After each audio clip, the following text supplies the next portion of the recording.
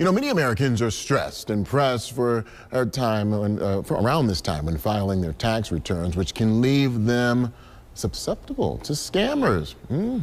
Local financial professional Tony Drake from Drake & Associates joins us to share the different methods cyber criminals use, Tony, to steal your data and even your returns and your personal information. Yeah, a lot of people don't realize, Frankie, IRS scams this time of year is one of the biggest scams in the United States.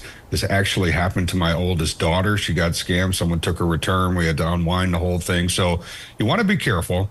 You want to watch out for phone calls, emails, texts from people who claim to be from the IRS. They're going to fish for your social security number, bank account information. IRS is never going to email or text you or call you or ask you for personal information. One of the few companies out there that still uses snail mail. So be careful. Sometimes you can spot poor grammar, hostile tone, threats to call law enforcement.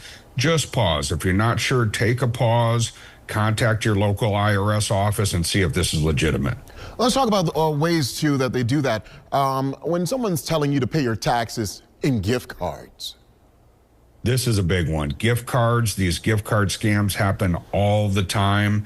People are calling up saying they're going to contact law enforcement. They've actually gotten pretty crafty at finding out information from you, typically from social media, so it can sound legit. This potential attack happened right here in my own office. They contacted one of my team members, pretended to be me, said I needed gift cards. Fortunately, we caught that, but that's a very common one, right? So the IRS does not take payment in gift cards. Again, they're never going to call you. They're never going to text you or email you. They only send letters through the mail. So you really want to be careful with that social security number, because once they get your number, then they can submit a false return and get a tax return. And then it becomes a real big project to unwind that.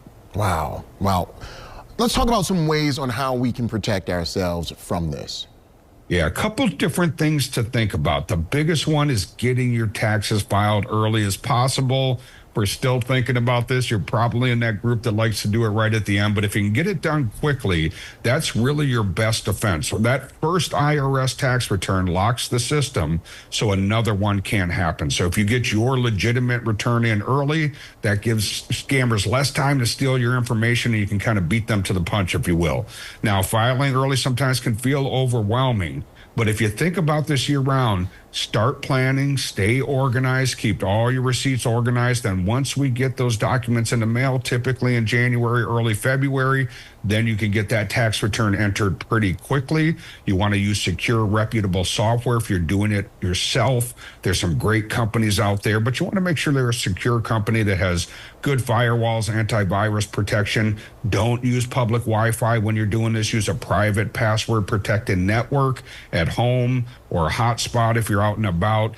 As simple as it sounds, a strong password is really important for protecting your identity. A lot of folks use general things that are names, and that may be convenient, but it can be really easy to steal that. There's some great software tools out there that can help you remember these secure passwords, but that makes a big difference when it comes to protecting yourself. And let's say you find yourself in this situation. What should you do if you believe that you've been a victim of ID theft? Yeah, the first thing you want to do is contact the credit bureaus, and there's a way to kind of lock up yours so people can't go out and take out more loans. So that's really important to do. They're going to have you create a password. The downside is if you go to open a loan or a new line of credit, you are going to have to supply that password, but those scammers won't be able to do that. You also want to contact the IRS. They're going to allow you to set up a system where you can set up a PIN number, what they call an IP PIN, or identity protection personal identification number. This number is unique to each taxpayer, and only you know the PIN. So when you do your returns, you'll have to enter that number, but then these scammers won't be able to do that.